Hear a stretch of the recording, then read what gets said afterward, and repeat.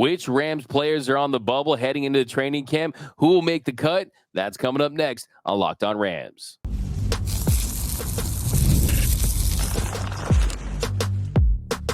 You are Locked On Rams, your daily Los Angeles Rams podcast. Part of the Locked On Podcast Network, your team every day. What is up, Ramley, and welcome to another episode of Locked On Rams, your daily podcast covering your Los Angeles Rams. Free and available wherever you get your podcasts. Locked On Rams, part of the Locked On Podcast Network, your team every day. We're also available over on YouTube, so if you haven't yet, do us a huge favor. Join the party, getting close to 14,000 subscribers, trying to get that before training camp. So head over there, hit that subscribe button, hit that notification bell. Really want to support the channel, hit that like button, and let us know which of these Rams will not make the cut. We're going to get into that in a little bit. My name is Doug McCain. You can follow me on X and Instagram at DMac_LA. I've been covering LA sports for over a decade. The Dodgers for Dodgers Nation, Bleacher Report, 24/7 Sports. Now the Rams for Locked On. And as always, I'm joined by the Rams pre-half and post-game show host for the Rams flagship radio station. He's about to enter his 9th season, already 9 seasons, covering your Los Angeles Rams as the Rams pre-half and post-game show host for the Rams flagship radio station, ESPN 710 LA. You can follow him on X at Travis Rogers, the People's Champ. And on today's episode, we're breaking down 6 Rams players that might not make the cut, that are on the roster bubble. We're also talking about the best quarterback and head coach combinations in the league. Where does Matthew Stafford and Sean McVay rank on that list? But first, this episode of Locked On Rams brought to you by our friends over at Game Time. Download the Game Time app, create an account, and use code LOCKEDONNFL for $20 off your first purchase. Terms apply. All right, Travis, let's get right into it. Colin Cowherd on the herd. He was breaking down the top head coach and quarterback combinations, and I think it's pretty easy to guess who would come in at number 1 with the success of Patrick Mahomes and Andy Reid, who, by the way, is a big Dodgers fan. I was talking to on the field a couple nights ago. Oh, yeah. Rocking his Dodgers hat and a Hawaiian shirt because I'm a big Hawaiian shirt guy. I was like, dude, I got to have that Hawaiian shirt. Loves his Tommy Burgers. But coming at number 2, you had Matthew Stafford and Sean McVay. Cowherd said, at number 2, I'd go McVay and Stafford. I think Matt Stafford, because of his years in Detroit, was overlooked. Next to Mahomes, maybe the best arm talent in the league. Sidearm does everything, but throw it left-handed. Big over-the-top arm. I think McVay may be the smartest coach, period, in the sport. I put them at 2. So nice to see our guys getting some national respect. Well, they deserve it, right? I mean, this is, I like you said, DMac, I think that Mahomes and Reid have clearly established themselves as the standard that everyone else is trying to get to in the league over the last 5-6 years or so, that they got 3 Super Bowl championships, that Patrick Mahomes is doing stuff that is on a pace with what we've seen from guys like Tom Brady. So it's hard to argue that anybody should be in the top spot other than those 2 guys. I think where it gets interesting is who comes in after that, right? Those guys have kind of locked themselves into that number 1 position for the time being. Who comes in second, and that Stafford and McVay are there, I think is A, right, accurate, the correct choice. But I think it's also starting to realize what Matthew Stafford is. Sean McVay is always gotten his flowers, right? Sean McVay, from the moment that he showed up until right now, has been the genius, the guy that broke the NFL, the guy that they're going to have to rewrite the rules for because they were scoring 40 points a game, that, you know, won a game on Monday Night Football where the other team scored more than 50 points and still lost. That's how good of a coach he was. He took a team that was a Jeff Fisher 4-8 nightmare and turned it into a playoff team the very next season. So he's always been that guy that went, oh, McVay, he's the man. The Stafford part of it, I think, is what makes it particularly interesting, because Stafford, like Cowherd mentioned, in Detroit was always looked at with a but that, he's pretty good, but the team never wins. Yeah, he throws for a lot of yards, but the team never goes to the playoffs. Yeah, he's pretty good, but Calvin Johnson is this. Okay, well, change all of that. He goes to a team that has basic functionality, and they win the Super Bowl right away. He's been here 3 years. They've made the Super Bowl twice, they made the playoffs twice, won a Super Bowl. They've won mostly because Matthew Stafford is that good. So I think that's exactly right. The Detroit aura, era, whatever you want to call it, is kind of starting to fade, and he's being recognized more for what has happened in Los Angeles, and that's been pretty much nothing but fantastic play. Absolutely. And at the end of the day, the NFL in 2024 is a head coaches and quarterbacks league. And when you have two elite people at those positions, you have a chance to win the Super Bowl, and you are one of the best combinations if you're Stafford and McVay. And I'll never forget Phil Simms talking about it. He said the worst thing about getting old as a quarterback is when you hit your mid-30s and you're between 35 and 40, that's when everything clicks as far as you've seen every defense, every coverage that they can throw at you. But unfortunately, that's also the time when Father Time knocks on the door. We know he's undefeated. So there's that kind of push and pull where you're not as athletic, your fastball's not as fast as it once was, but your mind is at a point where it can identify anything. Well, the good thing about Matthew Stafford is he still has so much left in the tank as far as just pure arm talent, but he has the ability to read every single defense. Also, he has the confidence knowing he's won a Super Bowl. So you're really getting a peak level of Sean McVay and a Matthew Stafford. I think the difference between Sean McVay now versus a couple years ago is there is more of a CEO type feel, I think, heading into the season where he's going to have his hands on the defense and making sure that Chris Shula definitely has the support he needs in his first year as Rams DC. But then we also know that offensively, he's a guru as well. Yeah, so a couple of things here. I want to go back to the first thing that you were talking about, that kind of that tandem, the quarterback and the head coach that is the driver of success in the NFL. I agree with you. The voice of the Rams, JB Long, who I speak with before every Rams game on 710 ESPN, he has something that he calls the CQI, the Coach Quarterback Injury Index, right? Those three things need to be on your side for you to have a chance to win a game and to go on a run and maybe make a run to a Super Bowl. Do you have the coach? Check. The Rams, right? Sean McVay is going to be there every day. His brain is engaged. He's ready to go. He's great. Do they have the quarterback? Check. Matthew Stafford might not be the best quarterback in the league, but you're not getting probably onto that second hand very far before his name's coming up. So they got that. It's the eye, right? It's the injury component of all this that nobody has any control over. It's the gods, luck, fate, whatever you want to call it. If that portion of it is good, everything else kind of takes care of itself. So I think the Rams are in a pretty good shape there. Go back to the second thing you mentioned, talking about them. The older you get, and the more you know, but your body starts to deteriorate. Howie Long, I've heard him tell this story before about the elevator theory, right? That when you come into the league, your athletic elevator is on the top floor, right? Your athletic elevator is way up here. Your knowledge elevator is on the ground floor. Then your career starts and they start moving towards each other. And when they're right next to each other is when you're at your absolute best. Well, Matthew Stafford's physical elevator has kind of stayed at the top, right? It's the only thing that's come up is that his mental elevator has gone all the way up to the top, and they're both still there. So he has an opportunity to continue to play at a very high level, not only because he can still throw the ball through a keyhole, but he's seen everything else there is. I mean, look at what Peyton Manning looked like at the end of his career. And I'm not saying that Stafford is on Manning's level. He's not. But Peyton Manning went and won a Super Bowl. He couldn't throw the ball 10 yards in the air. Right, but he was able to do it with his brain. He was able to do it by moving guys around with his eyes. And I think we're getting to that point with Matthew Stafford, only he still has that big arm left. So they're in a great position at the quarterback spot. They're in a great position at the head coach spot. And I don't think it's even a little bit far-fetched to have those guys number two behind Mahomes and Reed.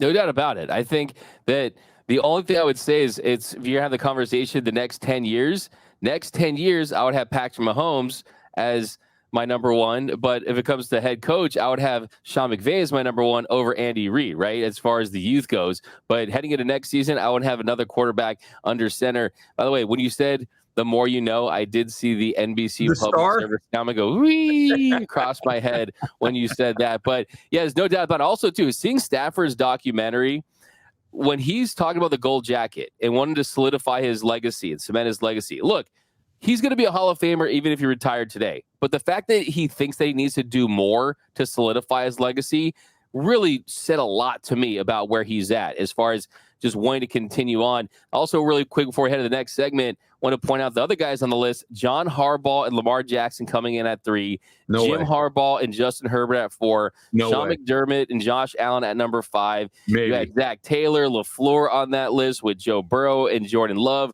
You know, you didn't see on that list Kyle Shanahan and Brock Purdy.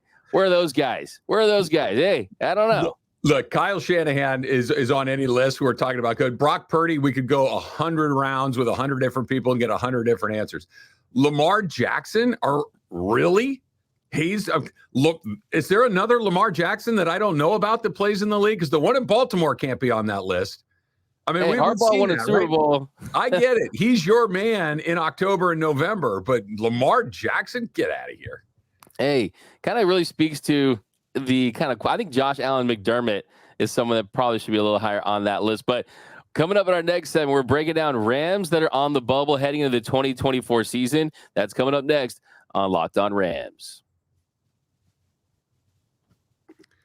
All right, you know Doug and I love baseball. Doug and I love the Dodgers, and we love talking about it. But you know what's even better? Going to a game. Going to a Major League Baseball game during the summer. Sit outside in the sun, have a cold drink, maybe some peanuts and a dog. But what do you need first? You need tickets. Game Time. That's where Game Time comes in. You got to put the Game Time app on your phone, and then you can go out and just have a great time at the ballpark. And you don't even have to do it way ahead of time, right? This is one of the great things about the Game Time app is that, especially for last-minute deals, you can save up to 60% by buying last minute for your baseball game, all of your sports, concerts, comedy, theater, you name it. That's the best part about Game Time. You don't have to be the person that's perfectly organized. That's me, right?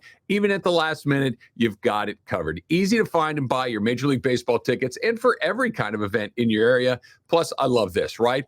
All in pricing. How many other places have you gone and you think, okay, that's not a bad deal. And you get there and then right before you're about to check out, bam, there's that next fee. You're like, wait, where did that come from? Not with the Game Time app. All in pricing. Toggle that feature. No surprises at checkout. So take the guesswork out of buying your Major League Baseball tickets with Game Time. Download the Game Time app, create an account, and use the code LOCKEDONNFL for $20 off your first purchase. Terms apply. Again, create that account, redeem the code LOCKEDONNFL, LOCKEDON NFL for $20 off. Game Time today. Download it right now. Last minute tickets, lowest price guaranteed. And we are off and running here on Locked On Rams. Thank you for making Locked On Rams your first listen every single weekday. Free and available wherever you get your podcast. Locked On Rams, part of Locked On Podcast Network, your team every day. Also, a special shout out to those everyday listeners out there watching and listening to every single episode of Locked On Rams. Can't tell you how much we appreciate that. And you can join that Everyday Listeners Club too. Membership is 100% free, and you won't miss a thing about your Los Angeles Rams. All right, Travis, here in our second segment, we're going to switch gears and talk about this roster heading into training camp. And one of my favorite topics is guys on the bubble, guys trying to fight their way onto this roster. And the first bubble guy we're talking about today is Logan Bruss. Now, Logan Bruss, the much maligned Logan Bruss, who was the Rams' top draft pick back in 2022, but he still hasn't played a regular season snap for the Rams. McVay did say in the offseason that Bruss is going to get more opportunities as far as training goes, playing at right tackle, but Rob Havenstein, he's not letting that position go anytime soon. He's still been solid there. And I think really at this point, when you look at the opening on the roster, I think there's a pretty high probability that he's going to be on the practice squad for another year. Yeah, I think you're probably right, Doug. This is one of those picks that I think if the Rams could do it over again, they probably would, right? You're never going to bat 1,000. You're never going to draft the right guy exactly at the right spot every single time, year after year after year. You hope to get more right than you got wrong. You hope to have more Steve Avalas. You hope to have more guys like that just show up and look like pros from day one, and you put them in the lineup and you never worry about it again. Unfortunately, there are some Logan Brusses in there. There's a Tutu Atwell that kind of splits the differences in the league, plays a little bit, but hasn't made a huge impact. Bruss, like you mentioned, D-Mac, he hadn't even played, and a lot of it was unlucky, right? First preseason game a couple of years ago, he breaks his ankle. He misses the whole year with an injury. And then last year, he was kind of given an opportunity to try to grab one of those spots, and it just didn't work. He just wasn't ready for it. Ultimately, it ends up with them going and finding Kevin Dotson and him kind of taking that job and getting a long-term deal. So good for Kevin Dotson and good for the Rams and finding a player like that. He's a little undersized, and watching the limited time that we have seen them in there, he kind of gets tossed around a little bit. He just really doesn't have the weight in the booty that he needs to be on the inside in there. And maybe a little bit quicker on the corner might be better for him at a tackle position, but it just has not looked like the right pick for the Rams at that point. And the practice squad, maybe I wouldn't be surprised if they just move on from him at some point. Yeah, I think that you're right there for sure. There's no doubt about that. And you look at what the Rams typically do at offensive line. Typically, we've seen them take 10, right? Last year they had 10, 2017 and 2020. 2022, though, they had 8 offensive linemen. And also in 2019 and 2018, they had 9. So anywhere from 8 to 10, you look at the offensive line depth right now, we know who the locks are. We know that Alaric Jackson, Jonah Jackson, Kevin Dotson, Steve Avila, Rob Havenstein, those are the locks. You look at behind that, Joe Noteboom, he's valuable depth. They haven't moved on from him. Bo Limmer is someone. Can play a lot of positions, right? Like you could literally put Noteboom at 4 of the 5 positions and at least be, I can get through a game. I can get through a week or 2 if I have to do it. Noteboom, I know that Rams fans are down on him, but he's a valuable player because he's so versatile. Exactly. And that's something that's going to play up because we saw what happened in 2022 when the Rams season was a season of Squid Game on Netflix where they were just dying every single game, and we can't have that happen once again. But you look at behind that, Warren McClendon on the right side, and he's someone that can have some versatility as well. There wasn't really an awesome preseason for him last season, but then you got the Logan Bruss types, right?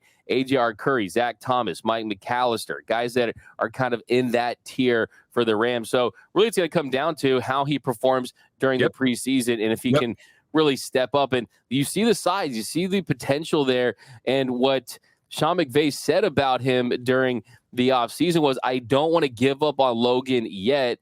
Jack, that he wants to come back because that's not easy. When we draft a player, release him, and probably release a player a little earlier than we would do normally, it's a lot easier for him to say, maybe a new ecosystem, new environment is better for me. So the fact that you're even starting with that, I don't want to give up on him yet, kind of tells you where they're at with him. Doug, you took the words out of my mouth. Yeah. Whenever a sentence starts with, I don't want to cut you, but, okay, good luck. Yeah. Good luck. Right. Hey, look, you're great and all, but I think it's time we start seeing other people. That's what that is, right? This is the nice way to tell someone that you don't want to be in that relationship anymore. And unfortunately for Logan Bruss, I think that's where this probably ends up. I do too. Now, you also get Zach Evans coming up next. And we talked about Colin Cowherd a little earlier. And one of the segments I like from him is where Colin was right, where Colin was wrong. Well, what DMAC was wrong was on Zach Evans, because I was really high on him thinking, okay, he's going to get his opportunity with the injury to Kyren Williams last season. But you look at the offseason that the Rams had at that position. Well, you bring back Ronnie Rivers, you draft Blake Corman the 3rd round, you sign Boston Scott in free agency, and Zach Evans, really, the runway should have been there. But the coaching staff just didn't trust him when Kyren Williams and Ronnie Rivers were hurt last season. So that's another big indicator about how they feel about him.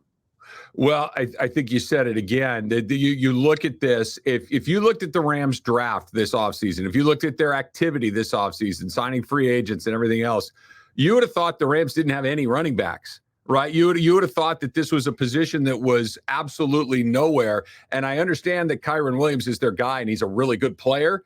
There's a little bit of an injury history there, so I understand the need to bolster that position. But you go and you get Boston Scott, like you mentioned. When you use one of your higher draft picks on Blake Corum to go and do that, you re-sign some of the depth like you have, like Rivers, as you mentioned. Clearly, the people that have seen them the most, the Rams coaching staff, Sean McVay, Les Snead in particular, have seen Zach and thought, you know what? We need to be better there. That's not good enough. Maybe it's the running. Maybe it's the pass pro. Maybe it could be a million different things. I'm not exactly sure what it is. But when they start bringing in a bunch of other guys who do what you are supposed to be doing, not a good sign for you. And if you're low on the totem pole when it comes to running back in the NFL in 2024, that's definitely not a place where you want to be. Now, next guy we'll get into is AJ Arcuri. You kind of mentioned him a couple seconds ago, and this will be his third season in the National Football League. He was a 7th-round pick back in 2022, but you mentioned a couple seconds ago the depth of Joe Noteboom. You have Alaric Jackson, and also KT Leafston out of Kansas State is another guy that they drafted in the 7th round, and they're high on him, and they're presumably going to give him an opportunity. So, yeah, I mean, this is someone who's looking at being the 3rd, the 4th left tackle on the depth chart, so it could be hard for him to squeeze on this roster as well. Yeah, it feels, having covered this team for several years, this feels like a player that they want to make work. I feel like he's been given some chances here or there, whether that's in the preseason or when guys go down and he gets elevated to the regular squad. Like he's a player that just watching from a distance, you feel like they want to succeed. There must be, it's kind of the opposite of the Logan Bruss situation where it feels like they've seen enough. It's like, yeah, I don't know what to do here. I think what the AJ Arcuri situation is they've seen enough to say, hey, there's enough in there. Run that back again. Let's see if we can get a little bit better here. Let's see if he can improve in this situation. I feel like he's kind of they're on the same coin on opposite sides. One guy maybe gets a little bit of the benefit of the doubt. One guy maybe doesn't. Maybe one is because of where he's drafted and the other one is and potential and all this stuff. But he's been around, and I think, these are the battles in training camp that you're going to see. These are the battles that you're going to see in the exhibition games, the preseason games, that it's not going to be who's the quarterback. It's not going to be who's the starting wide receiver. Those aren't the battles. It's who is your depth tackle? Who is your depth guards? These are the positions to keep an eye on, and Bruss and Arcuri and these guys are going to be fighting like crazy for those limited spots. Absolutely, and that's what the football junkies that are waiting desperately for the game to start really look forward to in training camp. Like you said, The top guys you're not worried about. It's the guys on the fringes that's the most intriguing storylines heading into training camp. But coming up next, we're going to talk about one of the most polarizing Rams players in the last couple of seasons, and will he make the cut? That's coming up next on Locked On Rams. And we are off and running here on Locked On Rams. Thank you for making Locked On Rams your first listen every single weekday, free and available wherever you get your podcast. Locked On Rams, part of Locked On Podcast Network, your team every day. Okay, Travis, so next guy we're going to talk about is Derion Kendrick. Derion Kendrick, a player that has had more downs than ups, has shown some flashes. You hear people criticizing his lack of speed, some of his mistakes, silly penalties, bad instincts. But one of the more interesting developments in the offseason, if you're listening to some of this coach speak closely, is that they're looking at possibly trying Derion Kendrick in the slot, in the star role. And that's what Chris Shula said in the offseason. Now, I think with Kendrick, yes, there are the issues I just said a couple years ago. He was benched 3 times in the last 2 years. He was benched twice last season. So I will say, if nothing else, Derion Kendrick is pretty resilient in trying to find a way to bounce back. Okay, I'm going to put a positive spin, if there is one, on getting benched 3 times. Okay, here it goes. I'm going to give this a shot. They keep putting him back out there to bench him again, right? Like there must be something in there. This is like, I'll go back to a baseball analogy here. You know how good of a pitcher you have to be to lose 18 games in the major leagues? You have to be good enough that they keep sending you out there over and over again because you have some basic competency that you're getting into games. You might get hit here and there and you might get roughed up again, but they have an opportunity to send someone else out and they don't. They put you back out there again. I think that's a little bit what Derion Kendrick is like. That yes, there are some frustrations, whether it's blown coverages. Well, like you mentioned this, when you first mentioned his name, the thing that popped into my mind were penalties that make you go, oh my gosh, what is going on out there? But there's some talent. There is some ability. And if they had somebody that they liked more, you'd get benched once, maybe a second time. But when they keep benching you and putting you back out there, they obviously have some hope. They're obviously seeing some skills that make you feel like they can use him as an NFL player. I don't know if you can get benched a 4th or a 5th time and still feel great about it. But the fact that they keep running him back out there, I think is the silver lining for DK. Yeah, that's definitely something that's encouraging. I mean, you look at his overall PFF, he had a 59.8. Run defense, he was solid. Pass rush, I mean, in those opportunities, he made a couple of plays, but coverage grade of 60.5. So it's not like He's wowing anyone out there. And I think when you look at that star role, I mean, you have to really, really be an instinctive player, high IQ player that doesn't make mistakes. So just the thought of him in that role is something that's pretty terrifying, to say the least. I mean, this is someone who I think probably should get an endorsement deal with Nutrafol because he makes dudes' hairs fall out. So he really kind of helps you from that standpoint. But no, look, in all honesty, hey, man, looking good. But in all honesty, I think with Derion Kendrick, it comes down to the fact that this Rams secondary was one of the areas that they needed to address, and they did that with Darius Williams and Trey White. But last year, they had a 46.2 coverage grade as a unit. That was the lowest in all of the National Football League, according to Pro Football Focus. So, yeah, the idea of bringing guys that were key contributors there back on the field in a season where you're trying to make up for missing Aaron Donald and finding strengths in other areas, it doesn't make a ton of sense. No, and I think that's the great wild card in all this, right, is what does this defense look like from a year ago? And if it wasn't great with 99 out there doing what he did, it's probably not going to get better with him not being out there. So whatever your weaknesses were, I think they get amplified, magnified a little bit moving forward. So I think you're right. The back half of the Rams defense is clearly one of the big questions going into this season.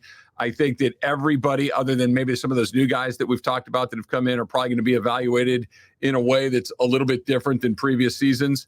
I'm excited to see what it looks like when it's all said and done. Really, the defense as a whole, I think, is the most interesting part about this team coming in to training camp here in just a few weeks. And what do you do with number 99 back home in Pittsburgh for now? Hopefully, we'll see whether or not he ever changes his mind. But I think that's priority number one for the Rams heading into camp.